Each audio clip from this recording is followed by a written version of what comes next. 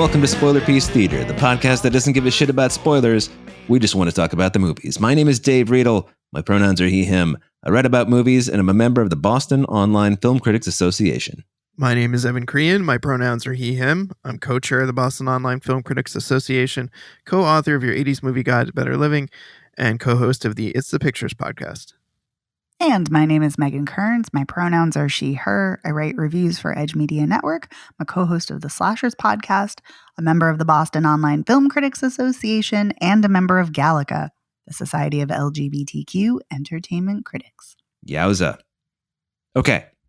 This week, we got two movies we're talking about, two new movies. But before we do that, I want to mention over on our Patreon, Evan picked out a winner for us. For its 40th anniversary, we watched the Harrison Ford starring Peter Weir directed Witness from 1985. Oh, we had a good time talking about it. We had a good time watching it. It's a fun conversation. I use the word fuck a lot. It's great. So can I get a witness? It was great. Yeah. Anyway, that's over on our Patreon. If you are a patron, please go check it out. And if you're not a patron, please consider becoming one. $5 a month. We have a bonus episode every week. You vote in polls, etc., etc. We talk about this every week. You know these things. On the show, the two new movies this week, we have Sister Midnight, which is, I didn't see, unfortunately, but I think it's a comedy, ? We'll talk about it in a minute. And we also watched The Old Woman with the Knife. Mm-hmm. So, Evan, Megan, Sister Midnight, here we go. I'm going to read you the one-sentence IMDb summary. A genre-bending comedy about a frustrated and misanthropic newlywed who discovers certain feral impulses that land her in unlikely situations. That is the one-sentence IMDb summary. Now, I haven't seen the movie, but that sounds very vague to me. So, this is written and directed by Karan Kandari. This is is it in Hindi? I'm assuming it is. Okay. Mm-hmm. And gang, somebody tell me what this movie is about, because I wasn't able to get to it this week. Megan, rock and roll. All right. So it's set in Mumbai. And like you said, there's a newly married couple. You have Uma and Gopal. And it opens with them at night on a train. They've just gotten married. Mm-hmm. And they don't say anything when they get back to his house. And his house is like one room. It's this little tiny space in a neighborhood of like one room houses. And she walks around at night. And then the next morning she's alone. He's gone. And she's abruptly awoken by the loud noises of the city because she's not from the city. And so it takes her a while to adjust. And she just sits around alone all day because he's gone at work and she doesn't know what to do.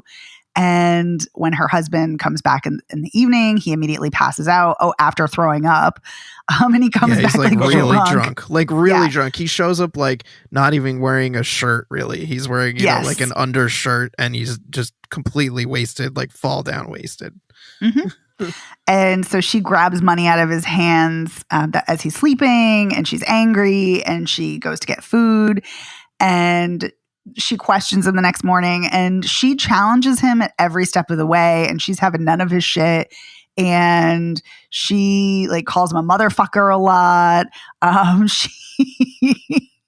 He's like, I've never met a woman with such a filthy mouth.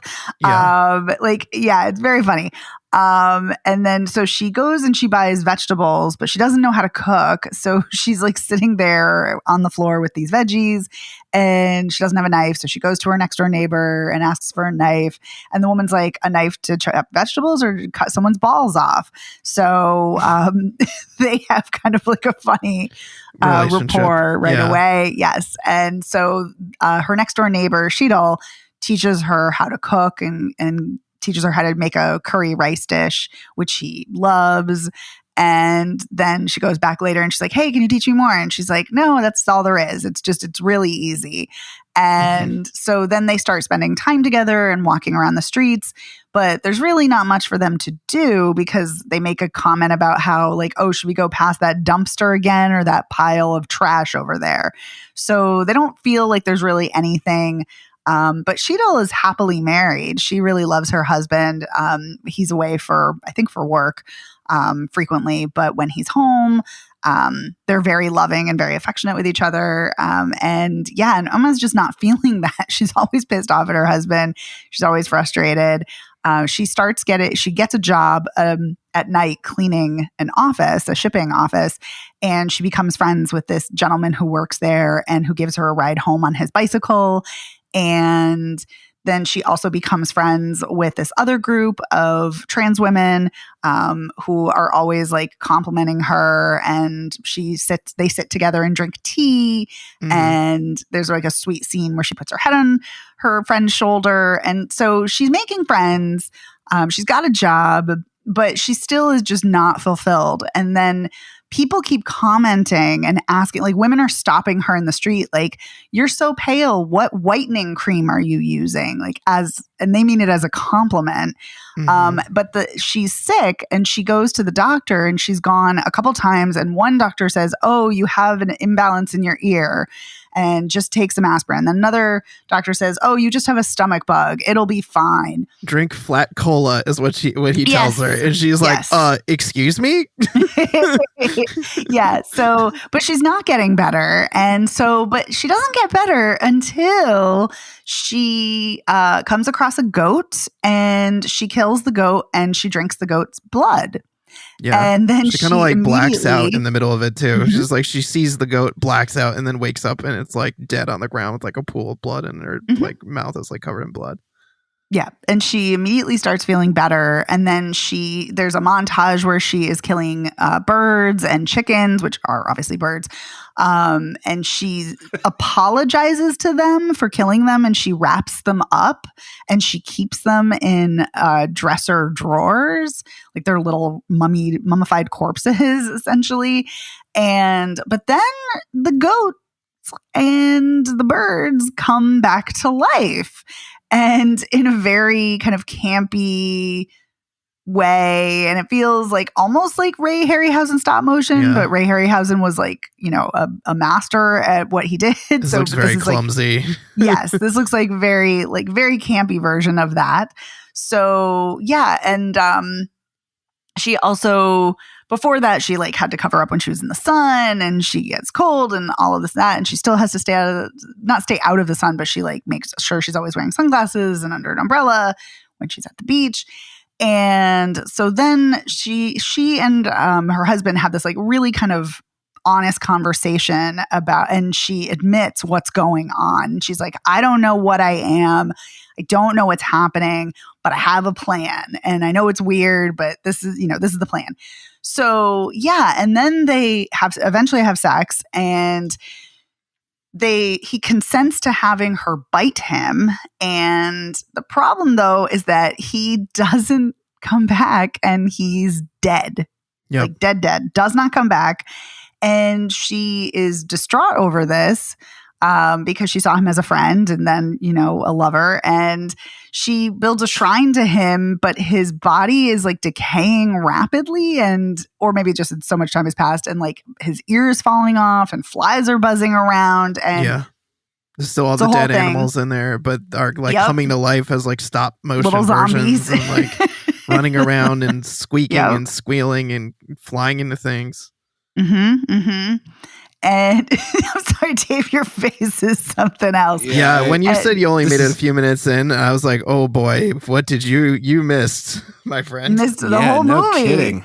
Yeah. So, and then later in the film, so she wants to get rid of his body. And so she enlists the help of her friends to take his body, but her friends have connection to a truck driver, and the truck driver takes her out, but he won't only take her so far. So she has to get like a grocery cart to take her husband's dead body the rest of the way. And she burns his body on the beach. And then when she goes back home, the townspeople have, like, the men in the town have like torches and are basically want to like drive her out of town. And so she's running through the town, and then Cheadle shows up in a car with her husband to like come and help her and get her out of town. And then Oma scares off the men, and then they leave town, and then she's going to get on a train, and she goes to, there's like a side thing where she like hurts herself, and this group of nuns find her and they help her out and help her recuperate before she goes back home and then leaves. Anyway, so then at the end of the movie, she's on a train and she changes her clothes into all black. She paints her nails black. She wears black lipstick. This is her new persona. We finally see a close up of her mouth and she's got very pointy fangs. And as the train is leaving, we see the goats running after the train. These goats, these zombie goats that she can't shake. And that's the movie. Well, I kind of wish I'd seen it now. Yes. Jeez. So, Evan, what did you think of this? I was digging in for a while, but honestly, it lost me when it started getting to the stop motion goats and all of the preceding things that happened. I was really enjoying it toward the beginning when it was like this movie about this angry wife who has a dolt of a dud of a husband and doesn't take shit from anybody, is like, fuck it, I'm just going to go out and like make my own fun. I'm going to walk the streets. I'm going to get a job. Like I was really enjoying those aspects of the movie, and I knew it was going to take some type of like weird supernatural-ish turn based on the description of like her feral impulses, but I feel like it went on forever, like so long. Like when you were describing like the like, and then this happened and then that happened and like then she like went and burned the body and then she like hurt herself and then like the Buddhist people took her in or whatever. It's like there were just moments where I was like, why is this movie still going on? I was so tortured by the end of it. I was so bummed out because I was like really about it in the beginning. I was like really enjoying where it was going, and then I got to the stop motion stuff, and that was like, it was like the beginning of the end for me. No. So yeah, I was really bummed out because I was enjoying this at the beginning. It was like I was feeling the vibe. I was enjoying the kind of like cityscape aspects of it, the like hustle and bustle. Like there's a moment where she's sitting in that like kind of, you know, one room apartment that Megan's talking about, and you can't hear anything outside, and then the door opens and it's just like a cacophony of sounds like suddenly rushing into the room. And I really like moments like that, moments where she's like wandering the city at night, where you mentioned that, you know, she finds the group of the trans women who at first she's kind of like afraid of because they're complimenting her, saying like, oh, like, hey, Moonchild, come over here or something. And she's like, I don't know about that. And it's at nighttime, but then like in the daytime, she sees them and is like, oh, maybe I will talk to them. So I was like really enjoying those aspects of the movie.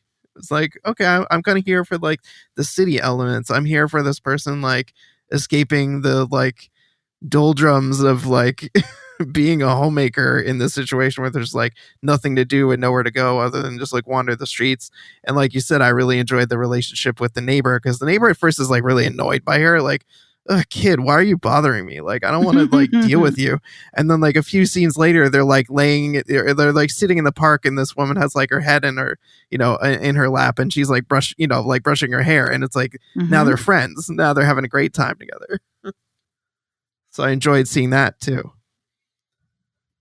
But yeah, I wish that this worked better for me. Well, okay. Megan, how about you? I had a completely different reaction. I fucking love this movie. I think this movie is great. I think this movie is so weird. I found it extremely irreverent and really funny. I think the woman who plays Uma Radhika Apte is excellent. I love her. She's so good. And I agree with you, Evan, as far as her anger. I love that she's angry. I love that she is rebellious and she doesn't take shit, like you said. I absolutely adore that. And I love how that transitions into her having this turning into a vampire. And I love that this is a very different kind of vampire story, which reminded me, not so much that it's a similar story, but it kind of reminded me of A Girl Walks Home Alone at Night, because that's also a very different vampire story about a woman vigilante. And so I like that this is about a woman who is, you know, not following the traditional rules of society. Like she has her marriage bangle bracelets that cover her forearms, and she cannot stand the tinkling sound so much that she tries to keep her body still. And then she goes to a man and has them cut off, and the guy's like, oh, I thought that was bad luck for fertility, and she's like, I don't know those people, chop it off. Yeah, so she's she like, has them cut smash off. them. Yes, and I love that. And I love her insults. I love that another neighbor who she can't stand, who's rude, like says something rude to her, and she's like, go fuck a shovel. And like, she ends up murdering her later. Yeah, she does. And but even she's like, I wouldn't wish this curse on you. So she just murders her instead of like turning her into undead, which, that was kind of nice. I love at the end of the movie when she's confronting the men and a man's like, you're a monster. And she's like, it's hard being a human. What's your excuse? Like, I just love her comebacks. I thought this was so much fun. I really love the music choices. I love that so much of the music are from like the 60s, from like Cambodian singers, and you have Buddy Holly, and you have like a Tejano song, and very eclectic. Like there's Motorhead. Mix. Yeah, Motorhead. There's a very eclectic mix of songs in here. And I love that. Like, and so this is like it's extremely colorful. I love the kinetic cinematography, the sharp editing. I was really into this. And on a rewatch, I enjoyed it even more. I just think this is a delight, and I loved it. And and like I said, I like movies that I like body horror movies, and not that this is a body horror because it's not per se, but I like that it's kind of tapping into, because I think of like Lee Janiak's body horror film Honeymoon, about a couple that are newlyweds, and then the woman starts to change and her body changes. And this one kind of has a similar theme about, marriage changing her and changing her body. And I just dug this. I really, really loved this. Wow. Two very different takes. Very. On Sister Midnight. Well, I got to say, I'm kind of there for stop motion goats. So I might have to check this out just because. I think they're kind of cute. They're so fucking weird. And they won't leave her alone. They keep chasing after her. Yeah. And that moment where she's kind of like looking over, at the door of the train and seeing them running along. She's kind of like, oh, fuck. She's like, I can't get rid of these guys. I was going to ask you something not about the goats. It was about the stop motionness of the goats. Now, you had said Ray Harryhausen, elegant, but these are kind of corny. Is it corny on purpose, or does it just look bad? I think it's corny on purpose. Yeah, I think when I first saw it, I thought, okay, maybe when I first saw it, I thought maybe it's not. But then the more I saw it, I was like, no, this definitely seems like it's on purpose. Okay. Just wanted to know because, if goats are going to be stop motion, it probably should be kind of silly. Yeah, it was jarring the first time because it runs by. She's like she spends a lot of time sitting in front of her house, and this goat just runs by, and these men are chasing it, like after it, like yelling and screaming, like, I don't know, like waving clubs or something. It was like, what did I just see what I thought I saw? Did I just see a stop motion goat like run by? You sure did. Yeah, it was startling. All right. Well, you kind of spoiler pieced me into wanting to see it. Both of you, actually. Love that. I love that. Does anybody have closing thoughts on our stop motion goat movie? I want to say you were so sweet. Evan texted me to make sure I was prepared for the animal deaths. Which, I didn't know you had seen it before. I saw it actually 2 months ago at the Boston Underground Film Festival. I wasn't there. I wasn't in Boston, but I saw part of the festival. But anyway, that was, I was really upset at first when the first time I watched it, but then when they came back, I was like, oh, but they're coming back. So I was zombies, okay. Stop motion animals. Yeah. Yeah. I was okay with it. So I was like, oh, okay. So I was really upset the first time watching it. And the second time I was like, oh, little cute zombies. That's something I think we do as a crew if we know that there's something that's gonna like bother each other. Like, oh, maybe I'll give them a heads up if they haven't watched it yet. There could be something triggering in this movie. Yeah. I don't know. That was so appreciated. It was so nice of you. So yeah. So just want to So a good warning for everybody. If you're sensitive to that kind of thing. But I will say the zombification of them is very cute. But yeah, it makes the kind of sense now that you say it, like why it didn't bother you. Right. Yeah, there's like a silliness to this film. The last thing I want to say is I do think that another thing about this being kind of a different kind of vampire movie, which is why I think there's so many descriptions that are very vague about this movie, because it's kind of a hidden vampire movie, kind of in the way that some people say like Sinners is a hidden vampire movie. But if you watch the marketing, But anyway, I digress. But what I love about it is so often vampire movies are very sexy or very sensual or about addiction. And this is not that. It's just, it's a different take on it. And it's kind of tied to her independence and her reclamation of her self as a person. And I just really love that. Okay. All right. Well, that was Sister Midnight. Yay. Moving on. The last film on the docket tonight is The Old Woman with the Knife. I don't know why for days I've been thinking this was called The Old Woman and the Knife. Me too. It makes more sense that it's with the knife. Yes. Anyway, here's your 2-sentence IMDb summary. An aging assassin with a knack for taking out society's worst encounters a young protege eager to learn the trade. As they form an unlikely bond, the veteran killer discovers fresh purpose in her twilight years of violence and routine. Yeah, I'll buy that. So this is a Korean movie. It is exactly what it says it is in the description, except it's broader than that. This is a kind of it's epic-ish in its correction. It wants to be. It wants to be epic. Yeah. I mean, I don't know that it is epic. I think that, it starts out with like a sort of prologue where you meet our protagonist who, I think, what do they call her? They call her not Bear Claw. Oh, Hornclaw. They call her, her original name is Nails. And then she becomes Hornclaw and the godmother. Yeah. The first thing you see is, she's, running down the street in the snow and she collapses and then she's under a pile of snow and then someone picks her up and brings her into what is like a restaurant and sort of, gives her a bunch of food. And then it turns out they run like a secret assassin kind of thing. And they train her to be an assassin. And she's like, oh, everyone's always told me that I'm worthless and I'm a piece of shit. And they're the first people who are like, you can do things. And so they train her to be an assassin. And then she's an assassin.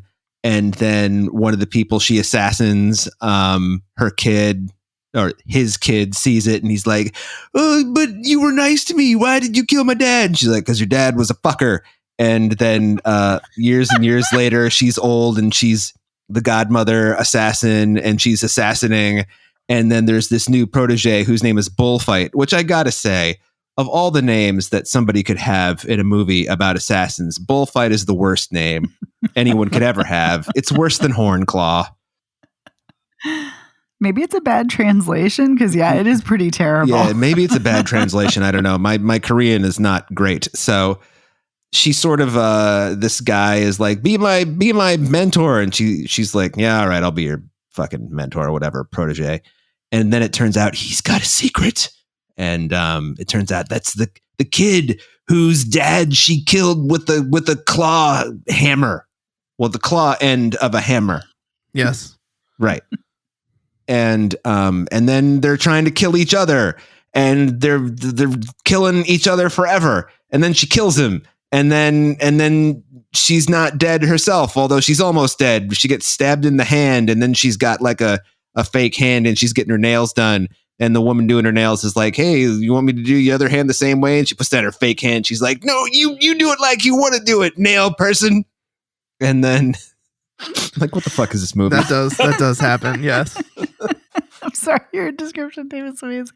Don't forget the vet with the daughter. Oh, right. In the dance that's recital. a whole plot. That's like a big thing. And the dog that she gets. The abandoned dog. The abandoned dog who she's just like, I got to go do some killing, but I might not make it back alive. So here's some bowls of food, but don't eat it all at once. And I'll leave the window open so you can get out. And she's like talking to this dog like it understands, And then there's the vet. Yeah, I can't remember. Is she supposed to kill the vet? She is, right?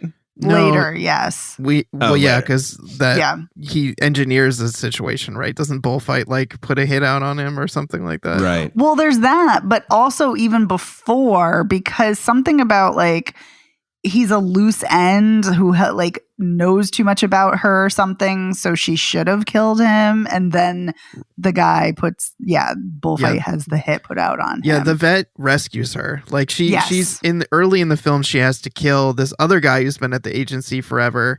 I'll mention more about what I think about the agency later, but so she has to kill this other guy who fucked up. People saw him leaving this woman's car in her car on the train tracks, and so she's going after him, and she gets pretty, I wouldn't say mortally wounded, but very, very badly wounded in that fight. And then she collapses in her car, and the vet she wakes up in the vet's office, and he's been patching her up, and he's kind of like, yeah, you seem pretty messed up, and I'm not going to ask too many questions. I just feel like I need to save you. And so she develops this relationship with him and starts to kind of melt her, icy heart. One of those situations where she's can't help but care about the guy. And even though she's supposed to kill him because he's a witness now, she can't, because his wife is dead and died seemingly due to some medical malpractice. And he has a daughter, and she just starts becoming close with him. And then Bullfight's mad about that, and so he's constantly threatening them in ways that they don't have no fucking clue what's going on, but she does. And so that's a whole running thing until he eventually kidnaps the daughter and is holding her hostage to get her to come. And I'll say, I think it's kind of funny how long it takes her to prepare. It's she doesn't go there right away. She takes a full day to get her shit together before she even goes after the daughter. Yeah. Checking her guns and rechecking her guns and sharpening her knives and all of these things. Does she fire a gun in the movie before that? I don't even remember. No, I don't think so. It's all knives, it's all right? Knives, mm-hmm. Yeah. Because I remember thinking thing too. Yeah, what are these? What's all these guns, man? As they say, as Eddie Murphy says in Beverly Hills Cop. Yeah, I'm just gonna go ahead and say that this movie goes on forever and it's not very good. That's what I'm gonna say. I mean, this movie has 42 endings, and the whole time you're watching it, you're even though the story is coming at you piecemeal, it's well, Bullfight is obviously the fucking. I mean, Jesus Christ, how obvious could this be? Right? Yeah, when she's shocked at the end, I was I thought I figured it out 20 minutes into the movie. What? Yeah, I thought, what was she shocked about? She read the journals. Right? I felt like she figured it out then. Right. That's what was going on. Right. Exactly. That's what I was You're right. The movie does kind of treat it like a reveal for anyone who I guess has not been paying attention that she already knew who he was. Yeah. But she also acts like she didn't know, even though her character found those journals and knew. It makes no sense. And then she drugs him and puts him in a car and drives the car into a quarry. And so he should drown, but he somehow lives through that with no explanation for how. Right. You just see him open his eyes underwater, and then he's just kick his way out of the car. And it's how? I don't even understand. What does this movie think medicine and physics are? Not what I think it is. I mean, this movie's bad. And what I really don't like about it is that it thinks it's really good. This movie fucking loves itself. It is there's that terrible horror movie that I saw ages ago that for some reason my one sentence review on Letterboxd has become very popular. Oh, this movie can visit my butt. This movie can visit my butt. The Visitor. I love it. And there's somebody else, The Visitor. There's somebody else who wrote a much better one sentence review that has not gotten nearly as much love as mine has. And the review is, I've never seen a movie fail so confidently. And I feel like that's this movie. This is just fucking dumb and full of like coincidence that it just, and things happen that there's no reason like, I don't understand. There's no mention of how this guy of anything like, oh, you can't poison bullfight because like iocane powder, he spent many years building up a tolerance to it. So there's none of that. Somebody else talk.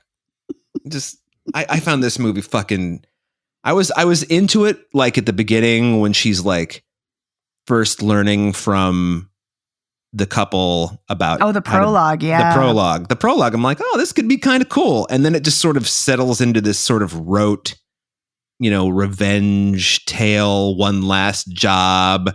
Oh, I'm questioning everything that I've ever done. It's like, is this what we're doing? Okay. Megan, how about you? Yeah, I think everything you're saying is right. I liked parts of this. I like the prologue. The prologue, I think, is actually quite good. Me too. I I really love Lee Hai-young as the protagonist. I think she's great. Yeah. I think, and I like the vet guy. I think Mr. Wang or whatever his name is. I like their rapport. I like that. Is it predictable? Sure. Is it a trope? Absolutely. This movie is chock full of tropes. Yeah. But I did like that subplot.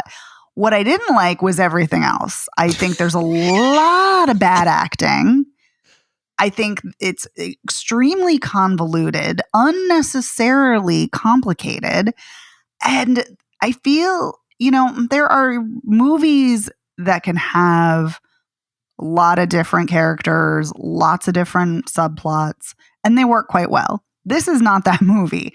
I think if the movie had been much more tightly edited and well-paced and had really focused on either her getting the dog, her having the vet as the friend, maybe the revenge part with the kid. Like, I feel like if there was like one of those, maybe two tops, maybe it would have been better. Maybe, but no. But instead it's like, no, we're going to put in this whole like conspiracy within the agency, and we're going to have her combating with the agency because even though she's the godmother and she's a legend, she's old and who cares what she thinks, but also, and they're fighting with her because she's like, no, we have to eradicate the insects, which is, and the parasites and what they call like the people who are doing like horrible things, and she's doling out vigilante justice to like, rapists and, child molesters and horrible people and,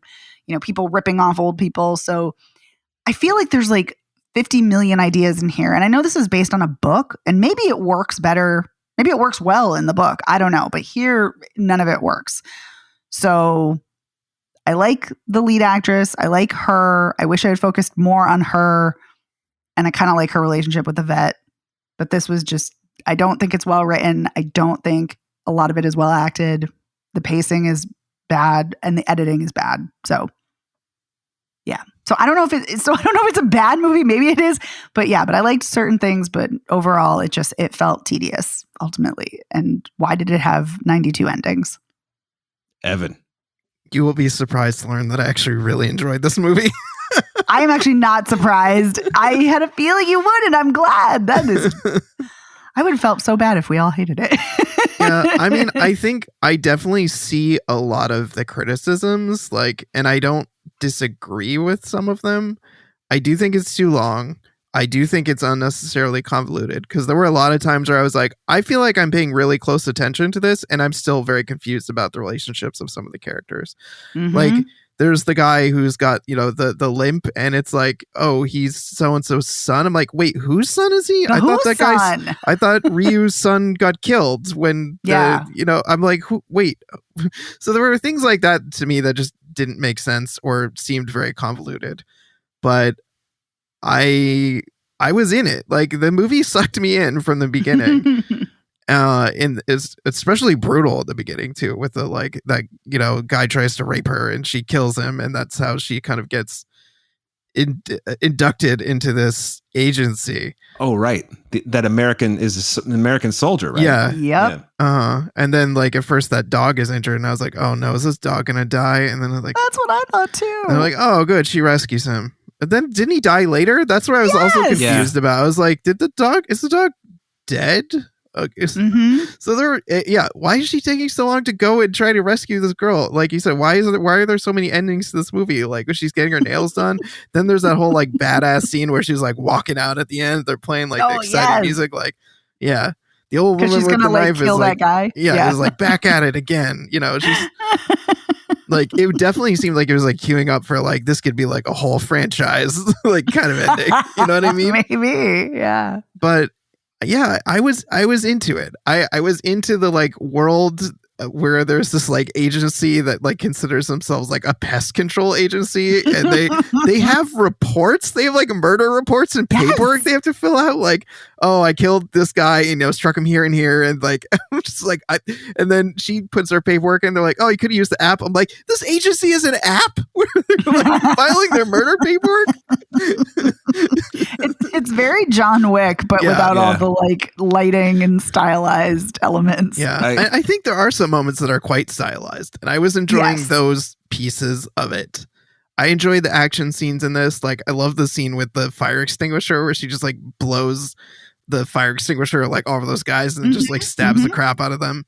That's a good one. I liked the whole confrontation at that, like, was it an abandoned amusement park or whatever it was? Yes. Like, Happy Land. Yeah. When she grabbed the rope and like jumped off into the like, I don't know what to call it, like the atrium or whatever. It was just like shooting guys. She used that guy as like a ballast. Like I was enjoying all of that stuff. And I enjoyed the lead performance. I enjoyed the rapport with the veterinarian, even though it felt kind of cliche for the genre of having like the tired old, assassin, warrior, gunslinger who's kind of like, I found somebody that is melting my icy heart, and I will protect them no matter what. The stuff with Bullfight, though, like, I don't know that I loved his performance. And I didn't love how long their death scene was. It was like going on. I felt like it was going on forever. But I did like the interspersed flashbacks that were like revealing the backstory. It was like, she actually did like the kid and was like being really nice to him. And I thought that part was really compelling. And like, basically like what it boiled down to at the end was like, why didn't you just tell me about this? It was like, I don't know. I was scared to tell you. It was like, but yeah, now I killed you because it's like it didn't have to go this way. So that doesn't make any sense. Yeah, it is. I'm worried that you forgot me, but I didn't tell you because I'm worried you forgot me, but I'm going to kill you. What? Yeah. So that was a bit nuts, like how long the death scene was like drawn out with all the flashbacks. But I appreciated seeing the flashbacks. I don't know. There's so many movies that I watch. It's like they don't use flashbacks. They use entirely exposition, and it's like really boring and clunky. And I found the flashbacks generally to be additive to this movie in a compelling way that was working for me on an emotional level, even if other elements were just really just convoluted, like we've said, nonsensical. And yeah, I don't know. I feel like I can say I really enjoyed it. It sucked me in, and I was all about it. But I don't necessarily disagree with a lot of the criticisms that you guys have about it. It is a very confident movie. I will say that, and maybe that was part of its charm for me, is that I found like was charismatic, and it did, as you say, Dave failed very confidently. It was feeling so confident for me, like it was working.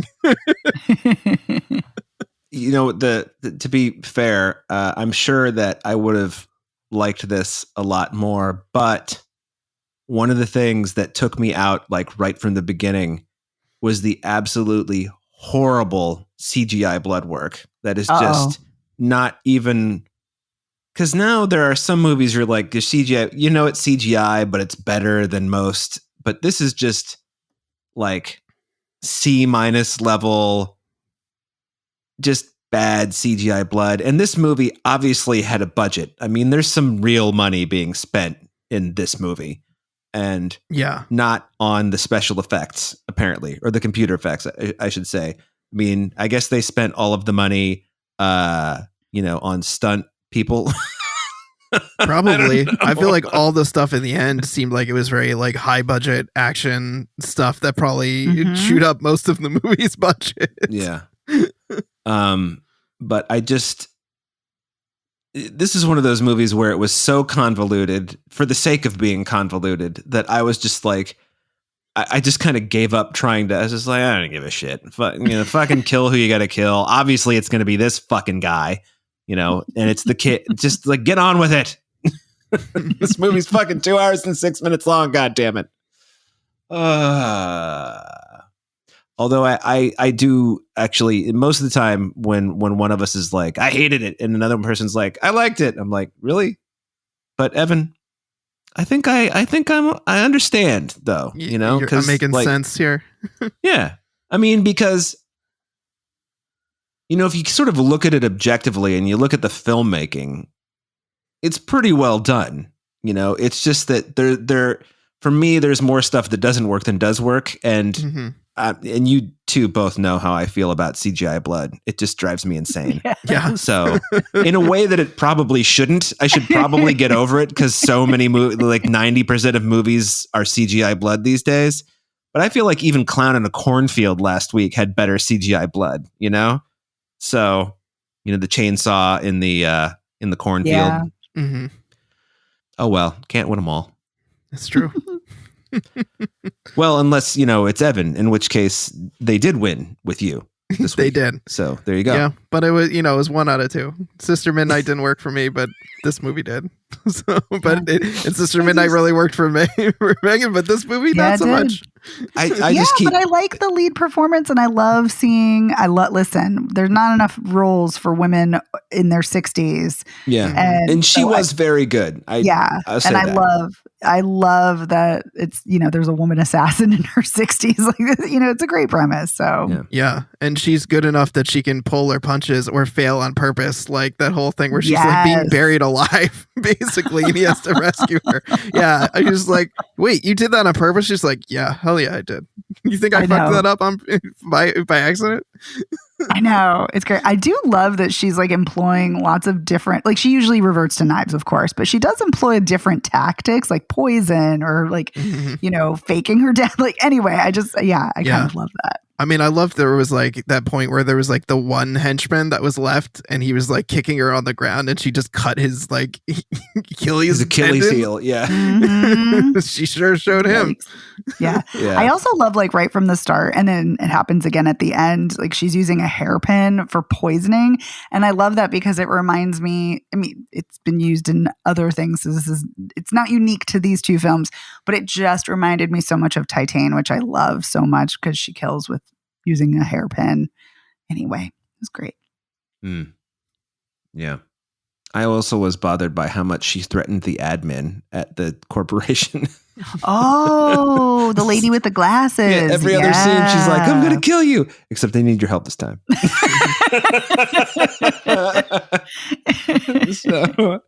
That was quite jarring. Yeah. It's just like every other scene, you're about to kill her. And then she's like, wait a minute, but don't you need this thing? She's like, oh, yes, I do. Young admin with the glasses. Yes.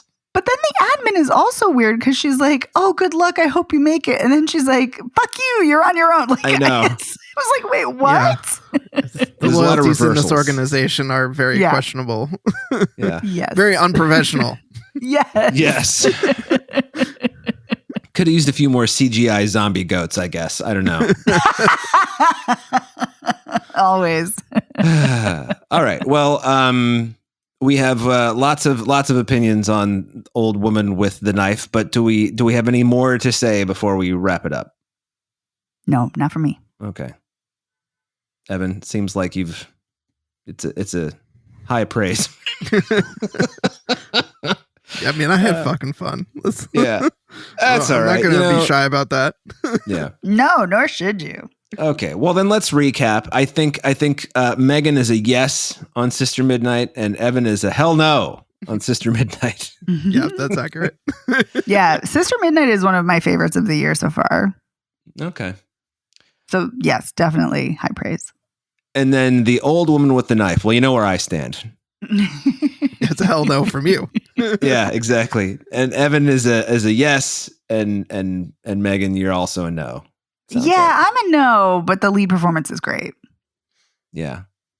I just wish it's one of those things where I just want to say to them, like, what were you trying to do?